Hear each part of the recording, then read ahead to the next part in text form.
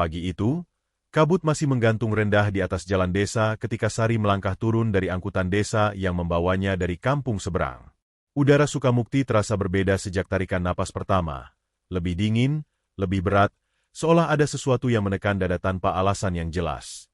Sari mengeratkan tali tas kain lusuhnya, melangkah pelan menyusuri jalan tanah yang masih basah oleh embun semalam.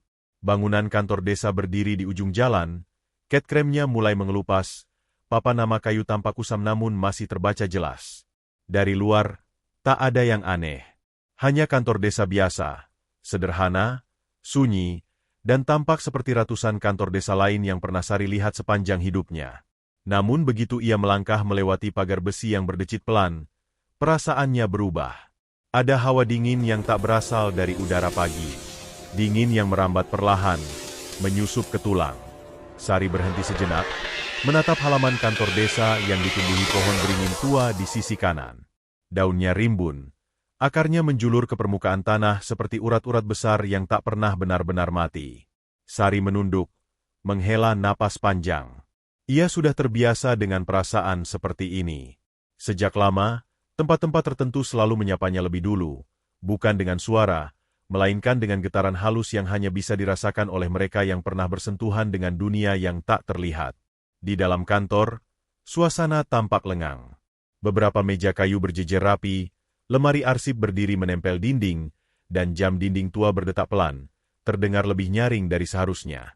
Bau kertas lama bercampur dengan aroma tanah lembab memenuhi ruangan.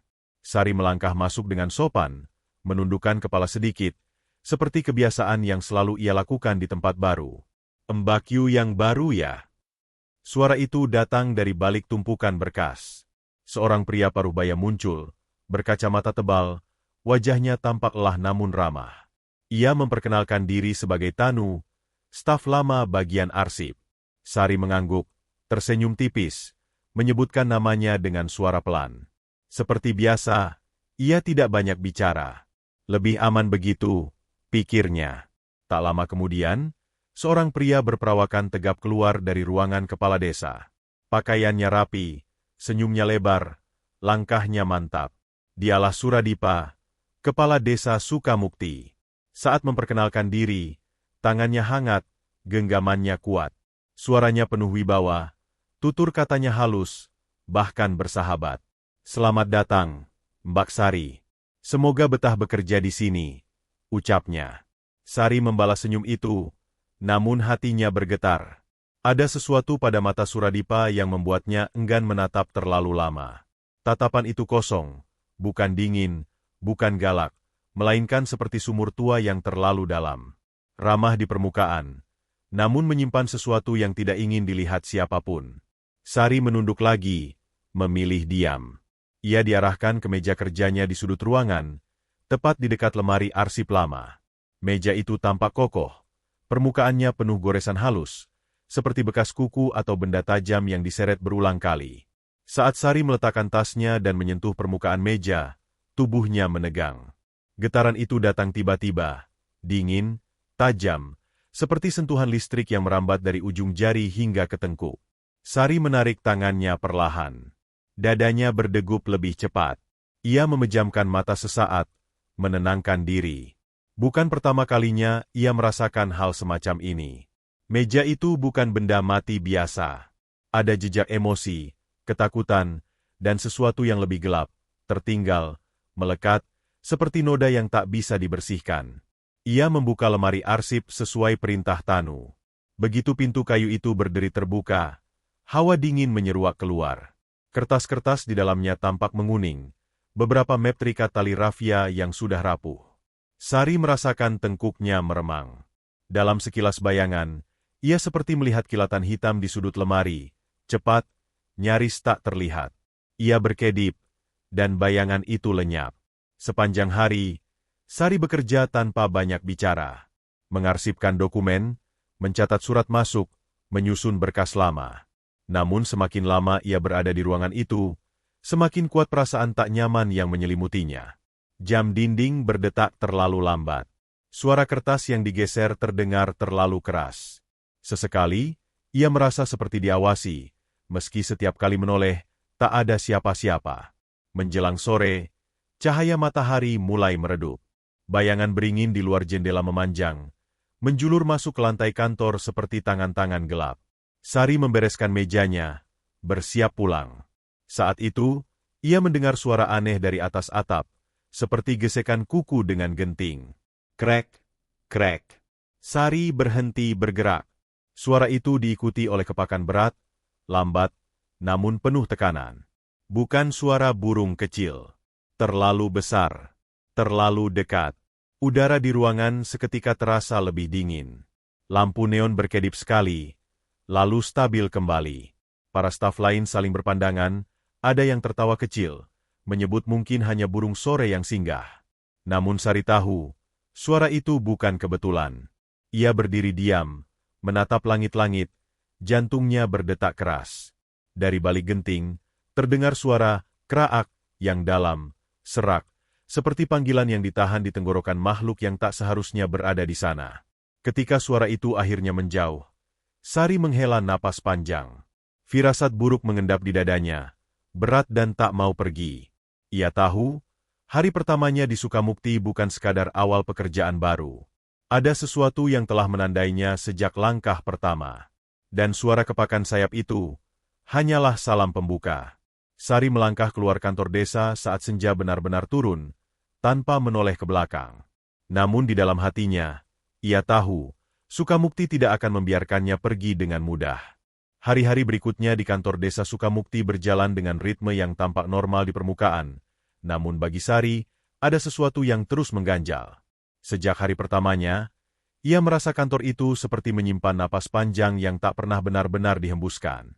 Setiap pagi ia datang lebih awal, membuka jendela agar udara masuk, namun hawa dingin itu tetap bertahan, seolah berasal dari dalam tembok, bukan dari luar. Di hari ketiganya bekerja, Sari berkenalan dengan Rasmoyo. Pria itu duduk di meja berseberangan dengannya, bertubuh kurus, kulitnya kecoklatan oleh matahari, dan matanya selalu tampak awas. Usianya sekitar akhir 30-an, dengan rambut yang mulai menipis di pelipis. Tidak seperti staf lain yang cenderung berbicara seperlunya, Rasmoyo sering terlihat tenggelam dalam tumpukan berkas, mencoret-coret catatan, dan menghela napas panjang seolah memikul beban yang tak bisa ia ceritakan sembarangan. "Panjenengan yang honorer baru itu ya?" tanyanya suatu pagi, suaranya rendah namun ramah. Sari mengangguk, tersenyum kecil. "Kerja di sini harus teliti," lanjut Rasmoyo sambil mengetuk map tebal di tangannya. "Kalau tidak, bisa ikut tenggelam." Kalimat itu terdengar seperti candaan, namun sorot matanya berkata lain. Sari tak menanggapi. Ia sudah belajar sejak lama bahwa orang-orang yang terlalu jujur seringkali bicara dengan kode. Beberapa hari kemudian, Sari mulai menyadari perubahan kecil dalam suasana kantor.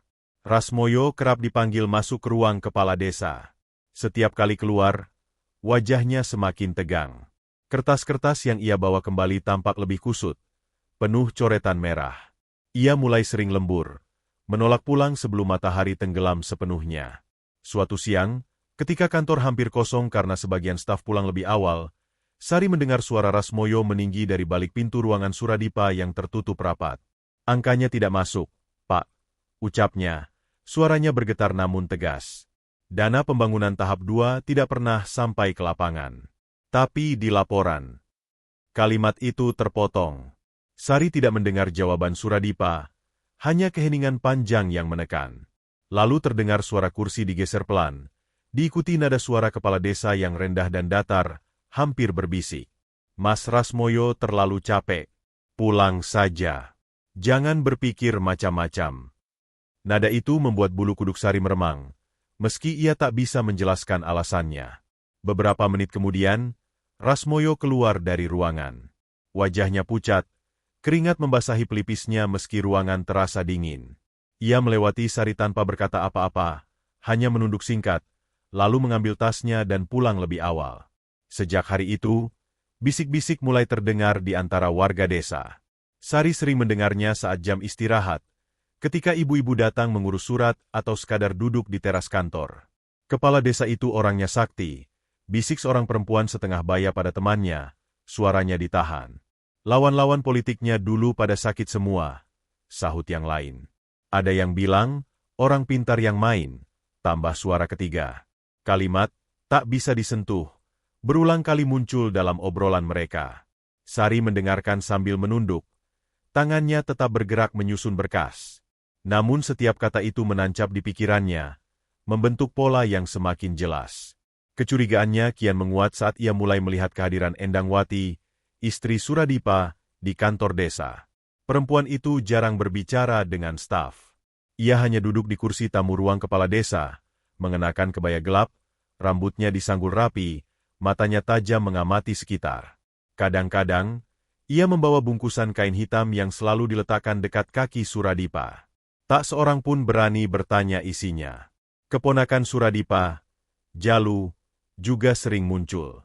Pemuda itu berpenampilan rapi, namun senyumnya selalu terasa miring. Ia jarang berurusan dengan administrasi, lebih sering mondar-mandir membawa kotak kayu kecil atau tas kulit yang tampak berat. Sari pernah tanpa sengaja bersentuhan dengannya di lorong sempit. Saat itu, tubuhnya merasakan sengatan dingin yang sama seperti ketika menyentuh meja arsip tua. Malam itu, Sari pulang lebih lambat dari biasanya. Ia tertinggal karena harus membereskan dokumen yang diminta mendadak oleh Suradipa. Langit sudah gelap ketika ia melangkah keluar kantor. Namun sebelum benar-benar meninggalkan halaman, ia mendengar suara dari arah belakang bangunan. Suara lirih, berlapis, seperti doa yang dipelintir. Sari berhenti. Hatinya berdebar. Dengan langkah pelan, ia mendekat ke sudut bangunan yang berbatasan dengan rumah dinas kepala desa. Dari balik pagar bambu, ia melihat cahaya redup berwarna kekuningan. Bayangan beberapa orang bergerak mengelilingi sesuatu di tanah. Ia mengenali suara Suradipa. Ada pula suara Endangwati yang mendengung rendah, dan suara Jalu yang melantunkan kalimat-kalimat asing, bukan bahasa yang Sari kenal. Bau menyengat tercium, bau darah bercampur asap kemenyan dan bulu terbakar. Sari menahan napas. Tubuhnya bergetar bukan karena takut semata, melainkan karena pengenalan. Ia tahu ritual seperti apa yang sedang dilakukan di hadapannya. Bukan main-main. Bukan sekadar penglaris atau penjaga jabatan. Ini adalah pemanggilan sesuatu yang lapar. Tiba-tiba, terdengar suara kepakan berat dari atas pohon. Seekor gagak hitam hinggap di dahan. Matanya memantulkan cahaya api di bawahnya. Burung itu menoleh ke arah Sari, seolah menyadari keberadaannya. Paruhnya terbuka, mengeluarkan suara serak yang membuat darah Sari terasa membeku. Ia mundur perlahan, menahan diri agar tidak membuat suara. Saat berhasil menjauh, kakinya terasa lemas. Malam itu, ia pulang dengan langkah gontai, pikirannya dipenuhi satu kesimpulan yang tak bisa lagi ia hindari. Desa Sukamukti sedang berdiri di atas kekuasaan yang disangga oleh sesuatu yang gelap. Dan Rasmoyo, mungkin sudah berada tepat di garis bidiknya. Sari memandang langit malam yang pekat. Di kejauhan, suara gagak kembali terdengar, lebih dekat dari sebelumnya. Pagi itu, kursi Rasmoyo kosong. Sari menyadarinya begitu ia meletakkan tas di meja. Biasanya, pria itu selalu datang lebih awal darinya, menyalakan kipas angin kecil di sudut ruangan, lalu duduk membungkuk di balik tumpukan berkas keuangan. Namun hari itu, meja Rasmoyo bersih, terlalu rapi, seperti ditinggalkan tergesa-gesa atau justru tak disentuh sama sekali. Mas Rasmoyo izin sakit, ujar Tanu lirih ketika melihat Sari melirik ke arah kursi kosong itu. Katanya semalam panas tinggi. Sari mengangguk pelan, namun hatinya mengeras. Ia teringat wajah pucat Rasmoyo beberapa hari lalu, suara Suradipa yang datar dan menekan, serta ritual yang ia lihat diam-diam di balik rumah dinas. Semua potongan itu menyatu dengan cara yang membuat napasnya terasa lebih berat. Menjelang siang, kabar tentang kondisi Rasmoyo menyebar cepat. Demamnya tak kunjung turun. Istrinya, yang datang ke kantor untuk mengurus izin, mengatakan bahwa semalaman Rasmoyo mengigau. Ia berteriak-teriak dalam tidur, menyebut sesuatu tentang sayap hitam dan mata merah yang mengintainya dari langit-langit kamar. Ada bekas luka aneh di badannya, ujar perempuan itu dengan suara bergetar. Seperti dicakar. Sari menunduk, pura-pura sibuk dengan berkas di tangannya. Namun di dalam dadanya, ada sesuatu yang berdenyut pelan, pengenalan yang tak bisa ia sangkal. Bekas cakar, demam tanpa sebab, mimpi yang berulang. Itu bukan penyakit biasa. Hari berikutnya, Rasmoyo dibawa ke puskesmas, lalu dirujuk ke rumah sakit kabupaten. Dokter memeriksanya dengan teliti. Tes darah, röntgen, pemeriksaan saraf, semuanya dilakukan. Namun hasilnya nihil. Tak ada infeksi, tak ada gangguan organ, tak ada penyebab medis yang bisa menjelaskan kondisi tubuhnya yang terus melemah. Aneh, kata salah satu perawat pada rekan kerjanya, tanpa menyadari Sari berdiri tak jauh dari mereka. Lukanya seperti goresan, tapi tidak dalam. Dan jumlahnya bertambah setiap pagi. Sari merasakan tengkuknya meremang. Ia tahu, luka itu bukan berasal dari dunia yang sama dengan jarum suntik dan obat penurun panas. Malam demi malam, teror itu semakin nyata. Setiap kali Sari pulang, ia mendengar kabar baru dari warga sekitar rumah Rasmoyo. Tentang suara kepakan sayap di tengah malam. Tentang bayangan hitam yang bertengger di pagar. Tentang gagak besar yang tak pernah terlihat sebelumnya di Sukamukti, kini muncul hampir setiap senja. Istri Rasmoyo mulai menutup jendela rapat-rapat. Namun entah bagaimana, setiap pagi, kaca jendela kamar selalu penuh dengan bekas tapak seperti jejak cakar burung. Tak ada satupun yang berani membersihkannya. Seolah bekas itu ingin dilihat, ingin dikenali. Sari akhirnya memberanikan diri menjenguk. Rumah Rasmoyo terletak di pinggir desa, dekat sawah yang membentang luas. Saat Sari melangkah masuk ke halaman, udara di sekitarnya terasa berat, seperti dipenuhi kabut tak kasat mata. Pohon mangga di depan rumah tampak meranggas. Daunnya menguning meski musim hujan belum lama berlalu. Di dalam kamar, Rasmoyo terbaring lemah. Wajahnya tirus, matanya cekung, bibirnya pecah-pecah. Tubuhnya gemetar meski diselimuti kain tebal. Saat Sari mendekat, ia melihat dengan jelas bekas-bekas itu, garis-garis merah keunguan di dada dan lengan, membentuk pola tak beraturan, seperti bekas cakaran makhluk besar. Sari. Rasmoyo membuka mata perlahan, suaranya serak. Dia datang lagi semalam. Sari menggenggam tangan pria itu. Kulitnya panas, namun di balik panas itu ada dingin yang menusuk, dingin yang bukan berasal dari demam. Apa yang Mas lihat? Tanya Sari pelan. Rasmoyo menelan ludah. Burung hitam, besar sekali. Matanya merah. Dia duduk di dadaku. Paruhnya dekat sekali dengan wajahku. Napasnya tersengal. Aku tidak bisa bergerak.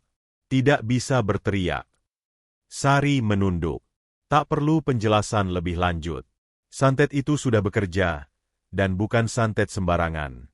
Ini adalah kiriman tingkat tinggi, melibatkan makhluk penjaga yang tidak hanya menyerang tubuh, tapi juga merusak batas antara sadar dan mimpi. Malam itu, Sari tidak langsung pulang setelah dari rumah Rasmoyo. Ia duduk di teras, menunggu senja turun. Dan benar saja, saat matahari tenggelam, suara kepakan berat terdengar dari arah sawah. Seekor gagak hitam muncul, ukurannya lebih besar dari gagak biasa. Ia hinggap di pagar rumah, menoleh ke arah Sari. Tatapan mereka bertemu. Dalam sepersekian detik, Sari merasakan tekanan kuat di kepalanya, seperti ada sesuatu yang mencoba masuk, mengorek pikirannya. Ia menutup mata, melafalkan doa pendek dalam hati. Saat ia membukanya kembali, gagak itu masih ada, paruhnya terbuka, mengeluarkan suara serak yang membuat udara bergetar. Makhluk itu bukan sekadar burung. Ia adalah pembawa pesan, penjaga ikatan, dan algojo bagi mereka yang menjadi target. Sari berdiri perlahan, menatapnya tanpa gentar. Dalam diam, ia mengakui satu hal yang tak bisa lagi ia hindari. Santet gagak hitam telah dilepaskan, dan targetnya adalah Rasmoyo. Jika dibiarkan, ini tak akan berhenti pada satu orang. Saat gagak itu akhirnya terbang pergi, meninggalkan udara dingin yang menggantung lama, Sari menghela napas panjang. Ia tahu, mulai malam itu, ia tak lagi bisa hanya menjadi pengamat. Karena ketika santet tingkat tinggi sudah berjalan, dunia tak kasat mata tak akan berhenti sebelum ada yang hancur, entah korban yang dituju, atau pengirimnya sendiri. Malam itu, Sari tidak bisa tidur. Tubuhnya terbaring di atas kasur tipis di rumah kontrakan kecil yang ia sewa di pinggir desa, namun pikirannya terus berkelana, berputar pada satu bayangan yang sama, mata merah menyala di balik bulu hitam pekat. Setiap kali ia memejamkan mata, suara kepakan berat itu kembali terdengar, memantul di dinding kepalanya, membuat dadanya terasa sesak. Ia bangkit perlahan, duduk bersila di lantai. Lampu sengaja tidak ia nyalakan. Dalam gelap, Sari justru merasa lebih tenang. Dari dalam tas kain lusuhnya, ia mengeluarkan sebuah kain kecil berwarna coklat tua, sudah pudar dimakan usia. Di dalamnya tersimpan benda-benda sederhana, segenggam beras hitam, serpihan kayu kering, selembar daun lontar bertuliskan aksara tua, dan sebuah cincin besi tanpa hiasan. Benda-benda itu adalah sisa dari masa lalu yang selalu ia coba lupakan. Ingatan Sari melayang ke bertahun-tahun silam, ke sebuah padepokan kecil di kaki bukit yang sunyinya seperti dunia terpisah. Di sanalah ia pertama kali belajar bahwa tidak semua yang tak terlihat itu jahat, namun hampir semuanya berbahaya. Gurunya, seorang lelaki tua berambut putih yang tak pernah menyebutkan nama aslinya, selalu menekankan satu hal, ilmu bukan untuk pamer, apalagi untuk membalas dendam. Ilmu pemutus dan pemantul, kata sang guru kala itu, adalah jalan terakhir. Sekali kau pakai, kau ikut bertanggung jawab atas apapun yang terjadi. Sari ingat betul bagaimana gurunya menjelaskan tentang santet gagak hitam. Bukan santet biasa yang mengandalkan sakit fisik atau gangguan ringan. Ini adalah santet pemangsa nyawa, menggunakan perantara jin tingkat tinggi yang terikat pada simbol burung gagak, makhluk yang sejak lama dipercaya sebagai penjaga batas antara hidup dan mati. Jin gagak hitam tidak menyerang sekaligus. Ia datang perlahan, menyusup ke mimpi, melemahkan jiwa sebelum merusak raga. Setiap luka yang muncul di tubuh korban bukan sekadar luka fisik, melainkan tanda bahwa sebagian dari energi hidupnya telah dicabik. Dan yang paling berbahaya, jin ini tidak bisa dipanggil sembarang orang. Ia hanya mau datang pada mereka yang berani membayar dengan sesuatu yang besar. Sari membuka mata, menatap gelap di sekelilingnya. Kini ia tahu, Suradipa dan keluarganya tidak sekadar bermain-main. Mereka siap mempertaruhkan apapun demi mempertahankan kekuasaan. Keesokan harinya, Sari datang ke rumah Rasmoyo lebih awal dari biasanya. Kondisinya semakin memburuk. Napasnya pendek, tubuhnya dipenuhi garis-garis baru yang tampak lebih dalam. Di sudut kamar, udara terasa lebih dingin dibandingkan bagian rumah lain, seolah ada sesuatu yang menetap di sana, menunggu. Sari meminta izin pada istri Rasmoyo untuk membersihkan kamar. Perempuan itu mengangguk lemah, terlalu lelah untuk bertanya.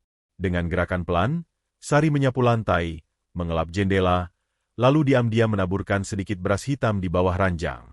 Ia menyelipkan daun lontar di balik figura foto keluarga, dan menggantung serpihan kayu kering di balik tirai jendela. Itu bukan untuk mengusir, melainkan menahan.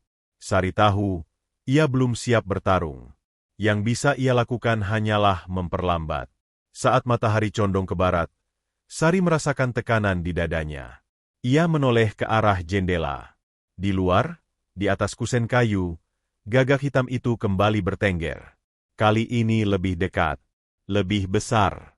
Matanya memantulkan cahaya senja, merah pekat seperti bara api. Sari tidak langsung berpaling. Ia menegakkan punggungnya, menatap balik dengan tenang. Ia menarik napas panjang, lalu berbisik pelan. Bukan doa, bukan mantra, melainkan pengakuan. Aku tahu siapa kau. Udara di ruangan bergetar.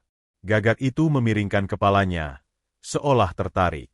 Dari paruhnya keluar suara rendah, bukan suara burung, melainkan dengungan berat yang beresonansi di tulang kepala Sari. Dalam detik itu, batas antara dunia kasat mata dan tak kasat mata menipis. Sari merasakan kehadiran makhluk itu sepenuhnya. Dingin, lapar, dan terikat pada perintah yang kuat.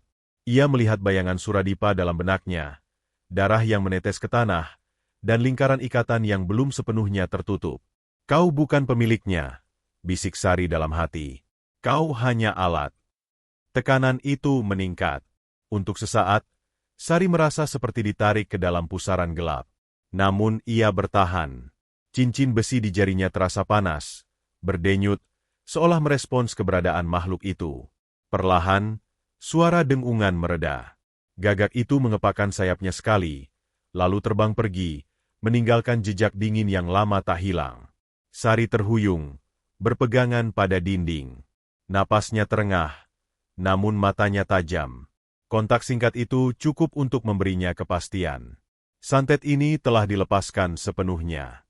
Dan puncaknya akan datang saat bulan mati, saat malam tak memberi cahaya, dan batas-batas perlindungan alami melemah. Saat itu, jin gagah hitam akan mengambil apa yang dijanjikan padanya. Jika Sari tidak bertindak sebelum itu, Rasmoyo tidak akan bertahan. Ia duduk di samping ranjang, menatap wajah pria yang terbaring tak berdaya itu.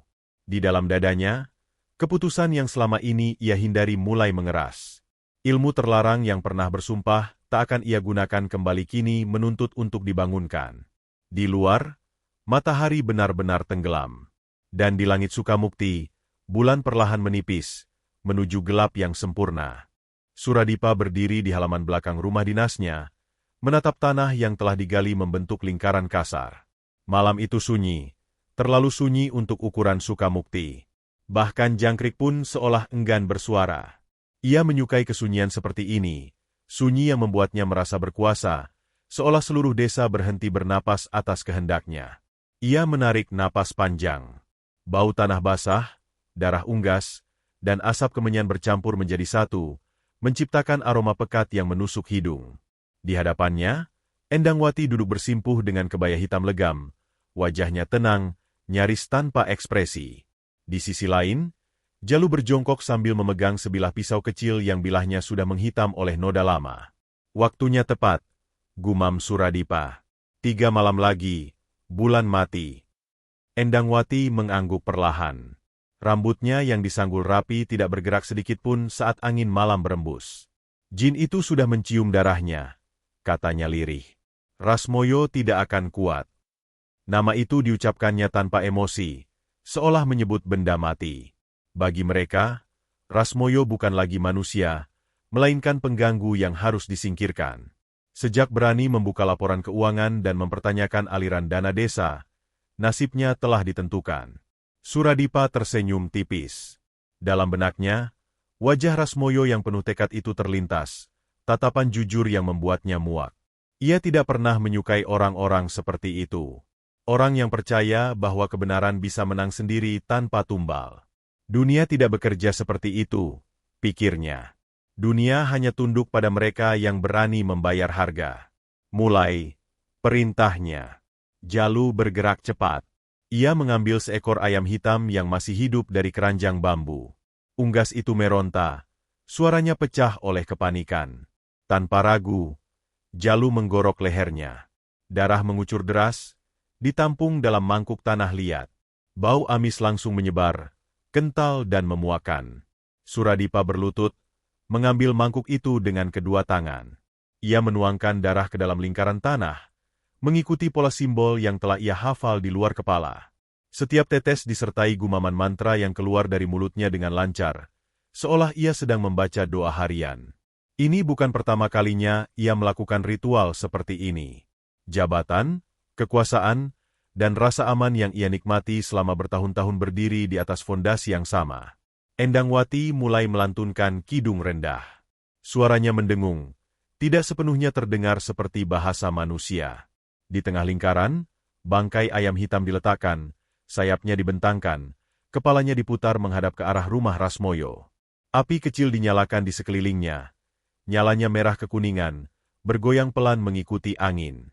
Suradipa menutup mata. Ia memusatkan pikiran pada satu hal, rasa takut Rasmoyo, mimpi-mimpi buruknya, tubuhnya yang melemah sedikit demi sedikit. Ia membayangkan gagah hitam itu bertengger di dada targetnya, mencabik energi hidupnya, menagih janji yang telah disepakati. Udara di sekitar mereka mulai berubah. Angin berputar, membawa hawa dingin yang menusuk tulang.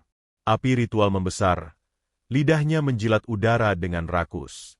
Dari kejauhan, terdengar suara kepakan sayap, berat dan dalam. Dia datang, bisik Jalu, matanya berbinar. Suradipa membuka mata, senyum puas terukir di wajahnya. Namun senyum itu membeku seketika. Api ritual berubah warna. Merah kekuningan itu perlahan memudar, digantikan oleh nyala biru kehitaman yang tidak wajar. Panasnya terasa berbeda, bukan hangat, melainkan dingin yang membakar. Tanah di dalam lingkaran bergetar halus, seperti menolak sesuatu yang dipaksakan padanya. Endangwati berhenti melantunkan kidung. Keningnya berkerut. Ada yang menghalangi, katanya pelan, namun nadanya tidak menyembunyikan kegelisahan. Suradipa merasakan jantungnya berdetak lebih cepat. Ini tidak seharusnya terjadi.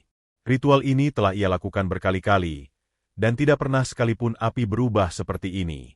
Ia memperkuat mantra, suaranya meninggi, penuh tekanan. Jalu ikut menambahkan darah kelingkaran, tangannya sedikit gemetar. Suara kepakan itu semakin dekat. Bayangan hitam melintas di atas mereka, menutup cahaya bulan yang tersisa. Seekor gagak hitam besar muncul di dahan pohon belakang rumah. Matanya merah menyala, menatap ke arah lingkaran ritual. Namun alih-alih turun dan menyatu dengan api, makhluk itu hanya diam. Kepalanya miring, seolah mengamati, seolah menilai. "Apa yang kau tunggu?" desis Suradipa, setengah memerintah, setengah memohon. Gagak itu mengepakkan sayapnya sekali. Api biru kehitaman berkobar lebih tinggi, lalu tiba-tiba meredup, nyaris padam. Angin berhenti berputar. Suasana menjadi sunyi kembali, terlalu cepat, terlalu mendadak. Endangwati menarik napas tajam. "Ikatan belum sempurna," katanya. "Ada tangan lain yang menyentuh target." Suradipa mengepalkan tangan. Amarah dan kegelisahan bercampur menjadi satu. Ia tidak suka merasa terganggu, apalagi dilawan. Siapapun yang berani menghalangi ritualnya berarti ikut menantang kekuasaan yang telah ia bangun dengan susah payah. 3 hari, katanya akhirnya, suaranya berat namun yakin. Apapun yang terjadi, dia tidak akan bertahan lebih lama dari itu. Ia menatap bangkai ayam di tengah lingkaran, lalu ke arah rumah Rasmoyo yang samar terlihat di kejauhan. Dalam benaknya, ia menenangkan diri dengan keyakinan yang selama ini tak pernah goyah. Santet gagak hitam tidak pernah gagal. Jika ada gangguan, itu hanya soal waktu sebelum semuanya kembali ke jalur yang seharusnya. Namun jauh di lubuk hatinya, untuk pertama kalinya, muncul rasa tidak nyaman yang sulit ia tepis. Api biru kehitaman itu terus terbayang, seperti pertanda bahwa sesuatu telah bergerak di luar kendalinya. Di atas atap rumah dinas, gagak hitam itu kembali mengepakkan sayapnya dan terbang menjauh, meninggalkan Suradipa dengan keyakinan yang mulai retak, meski ia belum berani mengakuinya. Sari duduk sendirian di lantai kamar kontrakannya, punggung bersandar pada dinding yang dingin dan lembab. Lampu sengaja ia padamkan. Malam di luar begitu sunyi, hingga suara detak jam di dinding terdengar, seperti palu kecil yang menghantam pelan-pelan ke kepalanya. Di tangannya, cincin besi tua itu terasa semakin berat, seolah menyerap keraguan yang berputar-putar di dalam pikirannya. Ilmu pemantul. Hanya memikirkan namanya saja sudah cukup membuat dada Sari mengencang. Ia menunduk, menutup mata, namun ingatan yang selama ini ia kubur rapat justru bangkit tanpa ampun. Ia teringat wajah gurunya. Seorang lelaki tua bertubuh kurus, dengan mata yang selalu tampak lelah namun penuh keteguhan. Di padepokan kecil itu, gurunya pernah memperingatkannya berulang kali tentang satu ilmu yang tidak pernah diajarkan sepenuhnya. Ilmu yang hanya dijelaskan secara teori, tanpa praktik, tanpa mantra lengkap.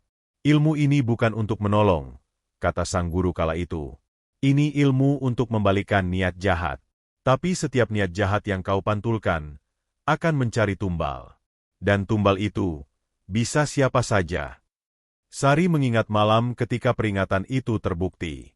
Ia masih muda saat itu, terlalu percaya bahwa niat baik bisa mengendalikan kekuatan gelap.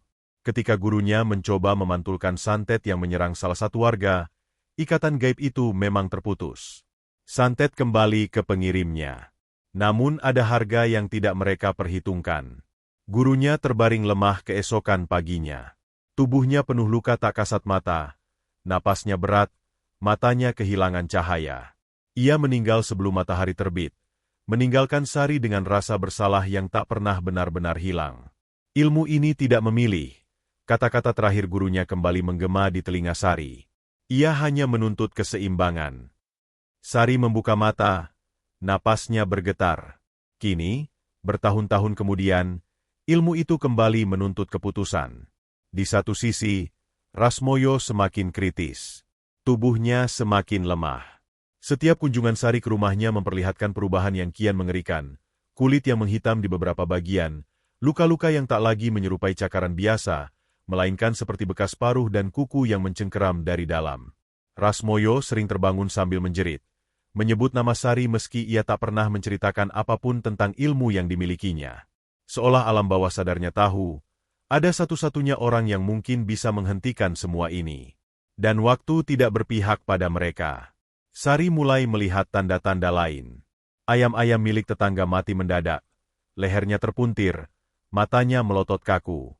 Sumur di belakang kontrakannya mengeluarkan bau amis yang menusuk, seperti darah yang dibiarkan membusuk. Airnya keruh, meninggalkan lapisan tipis berminyak di permukaan. Bahkan langit Sukamukti terasa berbeda. Matahari terbit pucat, senja datang terlalu cepat. Burung-burung kecil menghilang, digantikan oleh bayangan gagak yang semakin sering melintas di udara. Alam sedang memberi peringatan. Sari tahu, jika ia terus menunda, santet gagak hitam itu akan mencapai puncaknya saat bulan mati. Dan ketika itu terjadi, bukan hanya Rasmoyo yang akan kehilangan nyawanya. Jin pemangsa itu akan menuntut lebih. Mungkin anak Rasmoyo, mungkin istrinya, atau mungkin seseorang yang sama sekali tidak bersalah. Malam itu, Sari membuat keputusan. Ia memulai puasa tanpa memberitahu siapapun. Tidak makan, tidak minum sejak matahari terbit hingga terbenam. Ia menutup diri dari percakapan yang tidak perlu, memilih diam, menahan setiap kata yang ingin keluar dari mulutnya. Di dalam kamar, ia duduk bersila setiap malam, melafalkan doa-doa lama yang hampir terlupakan, doa yang tidak memanggil, tidak memohon, hanya memperkuat batas dirinya sendiri. Tirakat sunyi. Hari pertama, tubuhnya lemas, kepalanya pusing. Hari kedua, ia mulai mendengar bisikan halus di sela-sela keheningan, suara-suara yang mencoba meragukan niatnya.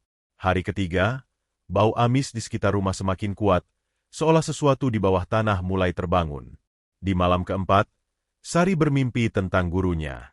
Lelaki tua itu berdiri di tengah kabut, wajahnya pucat, matanya menatap Sari dengan kesedihan yang dalam.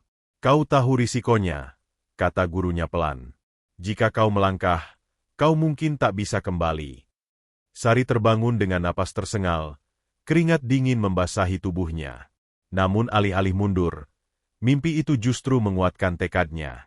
Ia tidak bisa lagi lari dari jalan yang telah lama menunggunya. Ketika ia kembali menjenguk Rasmoyo di hari kelima, pria itu hampir tidak sadarkan diri. Di jendela kamar, seekor gagak hitam bertengger tanpa bergerak, menatap ke dalam dengan mata merah yang berkilat samar. Sari berdiri di antara ranjang dan jendela, menantang tatapan itu dengan diam. Ia tahu, makhluk itu sudah mencium niatnya. Dan di balik tatapan itu, Sari merasakan sesuatu yang lebih mengerikan dari ancaman, rasa lapar yang semakin tak terkendali. Ilmu pemantul bukan lagi pilihan. Ia telah menjadi jalan satu-satunya. Jalan yang pernah merenggut nyawa gurunya, dan mungkin, kali ini, akan menuntut tumbal lain.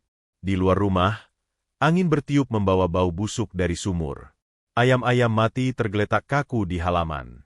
Alam menahan napas, menunggu keputusan terakhir Sari. Dan Sari, dalam diam dan puasa, mulai menyiapkan dirinya untuk menghadapi konsekuensi yang tak bisa lagi dihindari. Malam itu, bulan benar-benar lenyap dari langit Sukamukti. Tidak ada cahaya pucat yang biasanya menetes dari balik awan. Tidak ada bayangan samar di tanah. Gelap turun dengan cara yang tidak wajar. Pekat, tebal, seolah langit sengaja menutup mata agar tak perlu menyaksikan apa yang akan terjadi.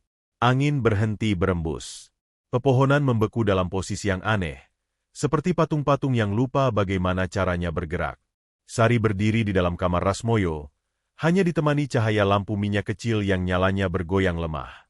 Pria itu terbaring kaku, napasnya tersengal-sengal, dadanya naik turun seperti ditarik oleh tangan yang tak terlihat. Di sekeliling ranjang, benda-benda perlindungan yang Sari pasang mulai menghitam, seolah terbakar dari dalam. Waktu hampir habis. Sari merasakan tekanan berat di dadanya, jauh lebih kuat dari malam-malam sebelumnya. Udara di kamar menebal, sulit dihirup. Dari kejauhan, terdengar suara jeritan panjang, bukan jeritan manusia, melainkan lengkingan nyaring yang merobek kesunyian, membuat kaca jendela bergetar. Lalu suara kepakan itu datang. Bukan satu, bukan dua, tapi seperti ribuan sayap yang menghantam udara secara bersamaan, menciptakan dentuman rendah yang menggema di seluruh desa. Warga Sukamukti terbangun dari tidur mereka dengan jantung berdebar, Tubuh gemetar tanpa tahu sebab. Beberapa jatuh tersungkur di lantai, telinga mereka berdenging hebat, mulut mereka menganga tanpa suara. Langit di atas rumah Rasmoyo tiba-tiba menyala. Api muncul, menggantung di udara, berwarna merah gelap bercampur hitam. Dari tengah nyala itu, sesuatu turun perlahan, sesuatu yang terlalu besar untuk disebut burung, terlalu hidup untuk disebut bayangan. Seekor gagak hitam raksasa mengepakkan sayapnya, bentangannya menutupi atap rumah, bulunya terbakar api tanpa hangus, seolah nyala itu adalah bagian dari tubuhnya. Matanya merah menyala, bukan seperti bara, melainkan seperti lubang yang menganga ke tempat lain. Saat makhluk itu menjerit, suara itu tidak hanya terdengar oleh telinga. Ia menembus tulang, merambat ke sumsum, memaksa setiap makhluk hidup di Sukamukti merasakan ketakutan purba yang sama, ketakutan akan dimangsa. Lampu-lampu rumah padam satu persatu. Anjing-anjing melolong lalu terdiam mendadak. Bayi-bayi menangis, lalu membisu seolah dicekik oleh udara itu sendiri. Sari melangkah ke tengah kamar, berdiri di antara Rasmoyo dan jendela yang kini bergetar hebat. Tubuhnya lelah, hasil puasa dan tirakat membuat langkahnya sedikit goyah. Namun matanya jernih. Di dalam dirinya, keputusan telah mengeras menjadi tekad yang tak bisa digoyahkan. Gagak itu menunduk. Paruhnya mendekat ke atap rumah. Api menetes dari bulunya, jatuh ke tanah tanpa membakar, namun meninggalkan bekas hitam seperti arang. Dari balik paruhnya, terdengar suara rendah, berat, bergema di kepala Sari, bukan bahasa manusia, tapi makna yang bisa ia pahami. Janji harus ditepati. Sari menarik napas panjang. Ia mengeluarkan kain coklat tua dari balik bajunya, membentangkannya di lantai. Dengan gerakan mantap, ia melepas cincin besi dari jarinya dan meletakkannya di tengah kain. Tangannya gemetar sesaat, bukan karena takut, melainkan karena menyadari bahwa setelah ini, tidak ada jalan kembali. Ia mulai melantunkan doa. Bukan mantra keras, bukan teriakan. Doa itu keluar lirih, hampir seperti bisikan, namun setiap suku katanya terasa berat, menggetarkan udara di sekelilingnya. Doa pemutus, doa yang memanggil nama-nama lama, yang mengingatkan makhluk itu pada batas-batas yang tidak boleh dilanggar. Gagak raksasa itu menjerit lagi, kali ini lebih keras. Sayapnya mengepak, menciptakan angin kencang yang memecahkan jendela. Api di tubuhnya berkobar, berubah menjadi nyala biru kehitaman, warna yang sama seperti api ritual Suradipa. Sari merasakan tekanan luar biasa menghantam tubuhnya. Lututnya hampir menyerah, namun ia bertahan, menancapkan kakinya ke lantai, menahan diri agar tidak roboh. Dalam benaknya, bayangan gurunya muncul, wajah lelah, mata penuh peringatan. Tumbal. Suara itu bergaung di kepalanya. Ilmu ini menuntut keseimbangan. Sari menggigit bibirnya hingga darah terasa asin di lidah. Ia tahu. Ia selalu tahu. Namun ia juga tahu, jika ia berhenti sekarang, Rasmoyo akan mati, dan desa ini akan terus hidup di bawah bayang-bayang kekuatan gelap. Cukup, ucap Sari akhirnya. Suaranya tegas, menggema lebih keras dari jeritan gagak.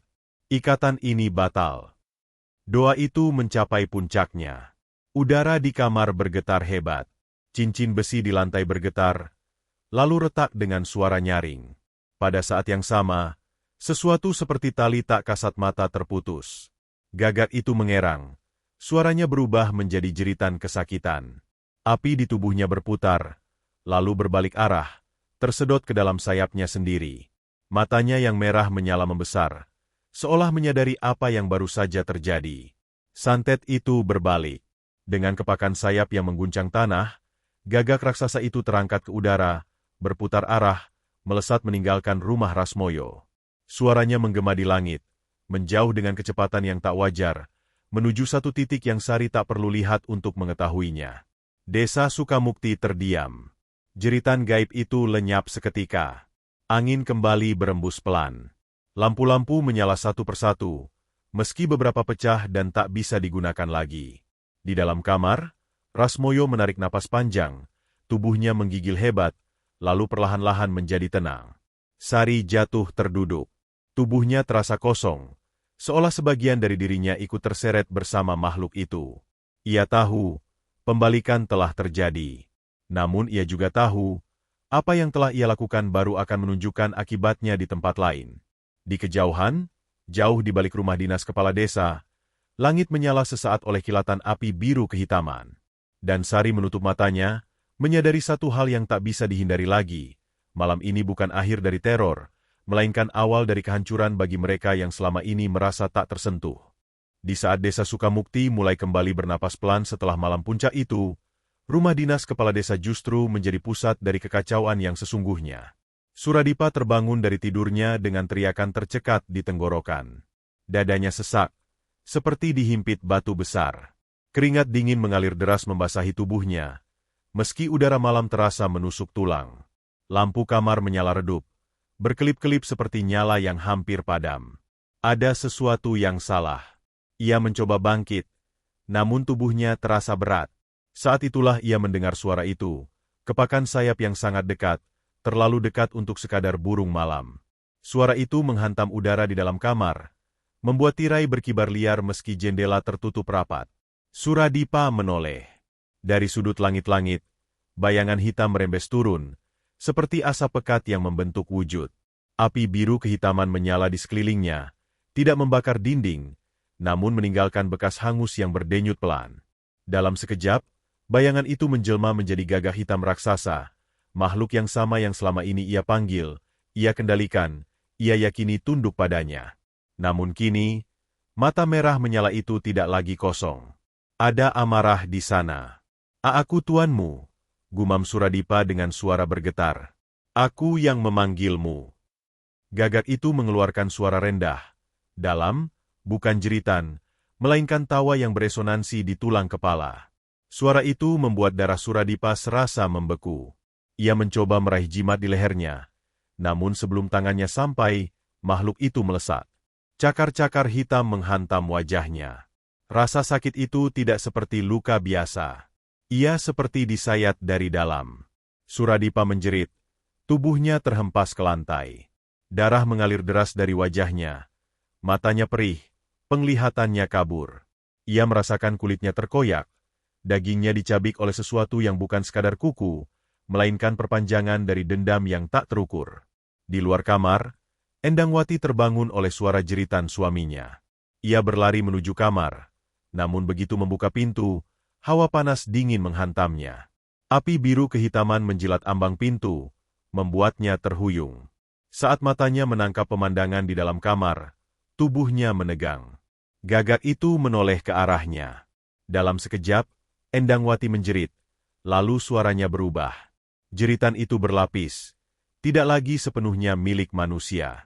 Tubuhnya kejang, punggungnya melengkung tak wajar, matanya terbelalak dengan putih mata yang hampir sepenuhnya terlihat. Ia kerasukan. Endangwati tertawa, suara tawanya pecah, serak, bercampur isak. Tangannya meraih apa saja yang ada di sekitarnya, meja, kursi, lemari, dan melemparkannya dengan tenaga yang tidak masuk akal. Ia melafalkan potongan mantra yang terbalik, kata-kata yang pernah ia gunakan untuk mengikat, kini keluar sebagai jeritan kegilaan. Dia lapar, teriaknya. Dia menuntut darah. Sementara itu, di halaman belakang rumah, Jalu terbangun oleh getaran hebat yang mengguncang tanah. Ia berlari keluar, membawa tas kulit yang berisi perlengkapan ritual.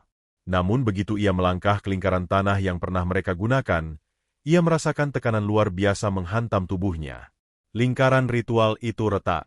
Tanah terbelah, simbol-simbol yang digores dengan darah menyala biru, lalu menghitam. Jalu sempat berteriak, namun suaranya teredam oleh dentuman keras dari dalam tanah. Tubuhnya terangkat sedikit, lalu terhempas ke tanah.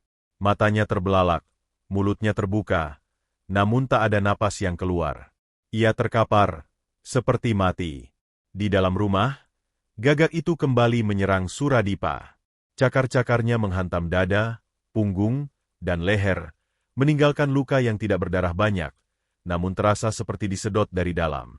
Wajah Suradipa hancur oleh cakaran, satu matanya tak lagi bisa dibuka. Ia meronta, merayap di lantai, mencoba menjauh, namun makhluk itu selalu lebih cepat. Berhenti, erangnya lemah. Aku sudah membayar. Gagak itu mengepakkan sayapnya sekali. Api biru kehitaman menyebar ke seluruh ruangan. Dinding bergetar, retak, seolah rumah itu sendiri menjerit. Rumah dinas yang selama ini menjadi simbol kekuasaan mulai runtuh, bukan oleh api nyata, melainkan oleh tekanan gaib yang merobek fondasinya dari dalam. Balok kayu patah, genting berjatuhan, lantai ambles di beberapa bagian, memperlihatkan tanah hitam di bawahnya. Endangwati terhuyung keluar kamar, masih tertawa dan menangis bersamaan. Rambutnya terurai, wajahnya penuh air mata dan darah dari luka yang ia buat sendiri tanpa sadar. Ia menjerit panjang, lalu tiba-tiba terdiam, tubuhnya ambruk di koridor, matanya kosong menatap langit-langit yang retak. Gagak itu berdiri di tengah kehancuran, tubuhnya masih dilalap api, namun kini nyalanya mulai meredup. Tugasnya hampir selesai. Ikatan telah berbalik sepenuhnya, dan harga telah dibayar dengan bunga yang kejam. Dengan satu kepakan sayap terakhir, makhluk itu melesat ke udara, menembus atap yang runtuh, meninggalkan rumah dinas dalam keadaan porak-poranda. Ketika suara itu menghilang, hanya tersisa keheningan yang menyesakkan. Suradipa tergeletak di lantai, bernapas tersengal, tubuhnya penuh luka, wajahnya rusak tak lagi menyerupai sosok berwibawa yang selama ini dikenal warga. Endangwati tak sadarkan diri, dan Jalu masih terbaring kaku di halaman belakang, tidak bergerak, seperti mayat yang ditinggalkan terlalu cepat. Rumah kekuasaan itu runtuh bukan oleh tangan manusia, melainkan oleh kekuatan yang selama ini mereka pelihara sendiri. Dan jauh di sisi lain desa, Sari merasakan getaran terakhir itu menjalar di tubuhnya. Ia menutup mata, menarik napas panjang, tahu bahwa pembalikan telah menagih balasannya. Keadilan gaib telah bekerja, dan tidak ada satupun dari mereka yang benar-benar siap membayarnya. Pagi itu, udara di desa Sukamukti terasa berbeda. Tidak lagi menekan seperti hari-hari sebelumnya, tetapi juga belum sepenuhnya lega. Seolah desa itu baru saja selamat dari mimpi buruk panjang dan masih belajar bagaimana cara bernapas kembali. Kabut tipis menggantung rendah di antara rumah-rumah, dan burung-burung yang biasanya riuh di pepohonan tampak enggan bersuara. Di ruang perawatan kecil puskesmas kecamatan, Rasmoyo terbaring dengan wajah pucat, namun napasnya mulai teratur. Sudah 7 hari ia tak sadarkan diri. Tubuhnya yang sebelumnya penuh bekas cakar kini menyisakan guratan kehitaman seperti luka bakar lama. Dokter dan perawat tak pernah mampu menjelaskan penyebab pastinya, hanya menyebutnya sebagai kondisi psikosomatis berat yang belum pernah mereka temui. Pagi itu, kelopak mata Rasmoyo bergetar. Perawat yang sedang mengganti infus nyaris menjatuhkan botol cairan ketika melihat matanya terbuka perlahan. Rasmoyo menarik napas panjang, seperti seseorang yang baru muncul ke permukaan setelah lama tenggelam. Pandangannya kosong beberapa detik sebelum akhirnya fokus pada langit-langit ruangan. Ada burung, gumamnya lirih, suaranya serak, hitam, besar. Perawat segera memanggil dokter. Dalam beberapa jam, kabar bahwa Rasmoyo sadar menyebar cepat, lebih cepat daripada gosip apapun yang pernah beredar di desa itu. Beberapa warga berdatangan, berdiri canggung di luar ruangan, sebagian dengan wajah penuh rasa bersalah karena selama ini hanya berani berbisik. Sementara itu, di kantor desa Sukamukti, suasana berubah drastis. Sejak malam runtuhnya rumah dinas, Suradipa tidak pernah kembali ke kantor. Kursi kepala desa kosong, dan aroma wibawa yang dulu melekat di ruangan itu lenyap begitu saja, digantikan rasa cemas yang menggantung di udara. Hari ketiga setelah kejadian itu, 2 orang dari Inspektorat Kabupaten datang bersama aparat kepolisian. Mereka membawa surat pemeriksaan dan permintaan dokumen keuangan desa 5 tahun terakhir. Sekretaris desa yang selama ini bungkam tampak gemetar saat membuka lemari arsip. Tangan-tangannya gemetar bukan karena dingin, melainkan karena tahu apa yang akan ditemukan. Berkas demi berkas dikeluarkan. Laporan pembangunan jalan yang nilainya membengkak, dana bantuan yang tak pernah sampai ke warga, tanda tangan palsu, dan rekening-rekening mencurigakan yang mengalir ke nama-nama tertentu. Semakin lama diperiksa, semakin jelas bahwa kebusukan itu bukan kesalahan kecil, melainkan pola yang terencana rapi. Nama Suradipa muncul di hampir setiap lembar. Kabar itu seperti api yang menjalar cepat. Warga yang selama ini memilih diam mulai berani berbicara. Seorang tukang bangunan mengaku tak pernah menerima upah penuh untuk proyek desa. Seorang ibu rumah tangga bersaksi bahwa bantuan sembako hanya dibagikan kepada orang-orang tertentu. Bahkan beberapa perangkat desa lama akhirnya mengakui bahwa mereka dipaksa menandatangani laporan tanpa pernah diberi kesempatan membaca isinya. "Dulu kami takut," kata seorang lelaki Parubaya dengan suara gemetar. "Setiap orang yang berani melawan selalu kena musibah. Sakit, bangkrut, atau pindah tanpa kabar. Tidak ada yang menyebut santet. Tidak ada yang menyebut gagak hitam. Namun ketakutan itu nyata, tertanam dalam ingatan kolektif warga."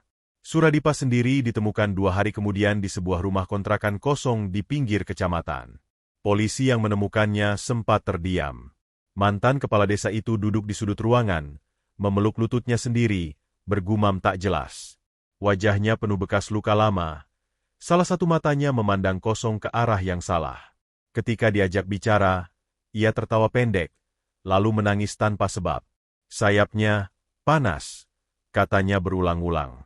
"Jangan dekat, dia lapar." Dokter menyatakan Suradipa mengalami gangguan mental berat. Namun kondisi itu tidak menghentikan proses hukum. Ia tetap ditetapkan sebagai tersangka kasus korupsi dana desa dan penyalahgunaan wewenang. Saat dibawa keluar oleh polisi, warga yang berkumpul hanya menatap dalam diam. Tidak ada sorakan, tidak ada lemparan. Yang ada hanya rasa ngeri melihat bagaimana kekuasaan bisa runtuh sedemikian rupa. Endangwati dirawat di Rumah Sakit Jiwa Provinsi. Sejak malam itu, ia sering berteriak di tengah malam, berbicara dengan sesuatu yang tak terlihat. Jalu, keponakan Suradipa, akhirnya sadar setelah 2 hari terkapar, namun ingatannya terputus-putus. Ia tidak pernah mau membicarakan apa yang terjadi malam itu dan memilih menghilang dari Sukamukti beberapa minggu kemudian. Di tengah semua kekacauan itu, Sari tetap datang ke kantor desa seperti biasa. Ia duduk di meja administrasi, mencatat surat masuk dan keluar, membantu proses pemeriksaan berkas dengan wajah datar. Tidak ada satupun yang mencurigainya. Di mata orang-orang, Sari hanyalah pegawai honor pendiam yang kebetulan berada di tempat yang salah pada waktu yang salah. Bahkan Rasmoyo, ketika akhirnya kembali ke desa dengan tubuh yang masih lemah, hanya mengucapkan terima kasih kepadanya karena telah sering mengantarkan dokumen ke rumah sakit.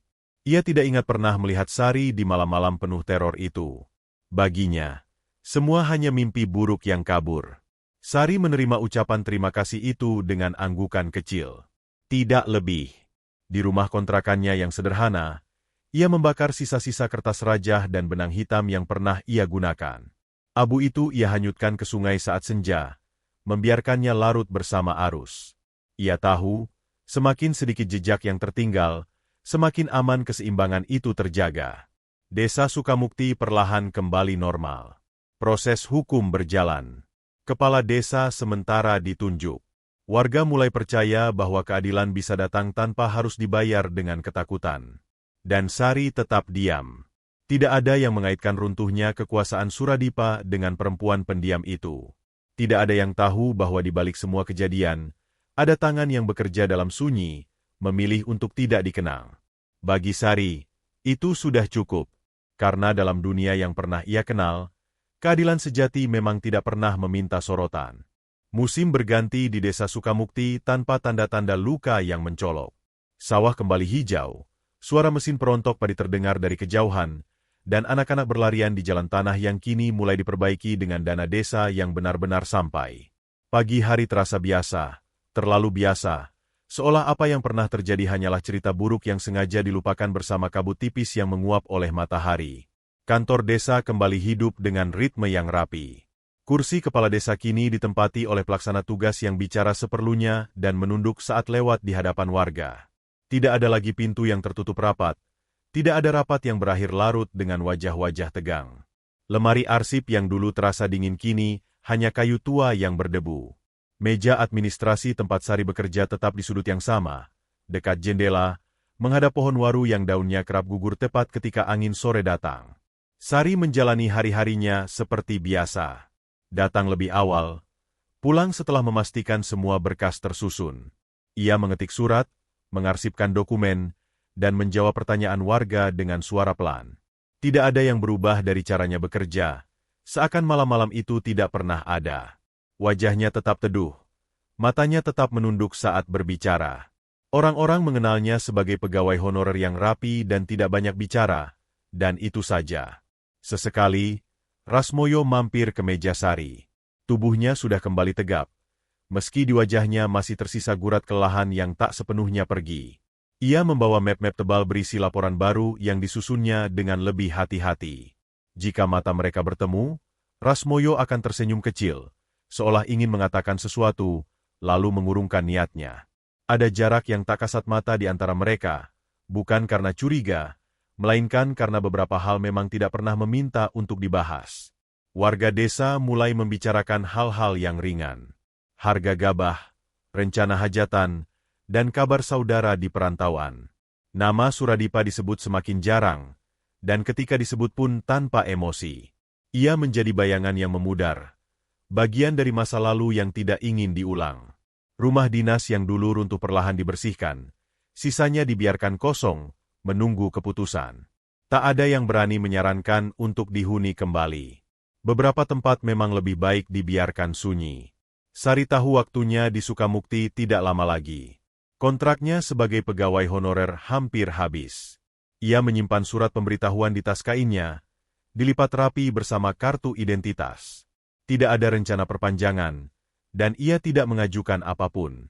Keputusannya bulat sejak awal. Ia datang untuk bekerja, bukan untuk menetap. Pada suatu sore yang tenang, saat matahari merendah dan cahaya jingga menyelinap di antara dedaunan, Sari berdiri sejenak di depan jendela kantor. Angin berembus lembut.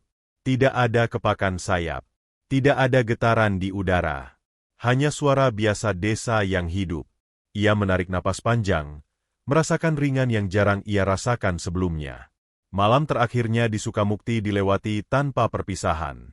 Ia membereskan kamar kontrakan kecilnya, melipat pakaian, dan membersihkan lantai dengan air sabun. Tidak ada benda yang ditinggalkan selain kebersihan.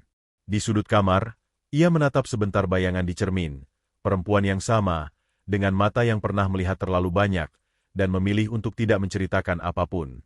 Pagi berikutnya, sebelum fajar benar-benar terang, Sari berjalan keluar desa. Ia membawa satu tas dan langkah yang mantap. Jalan tanah masih basah oleh embun. Di kejauhan, suara ayam jantan menyambut hari. Tidak ada yang melihatnya pergi.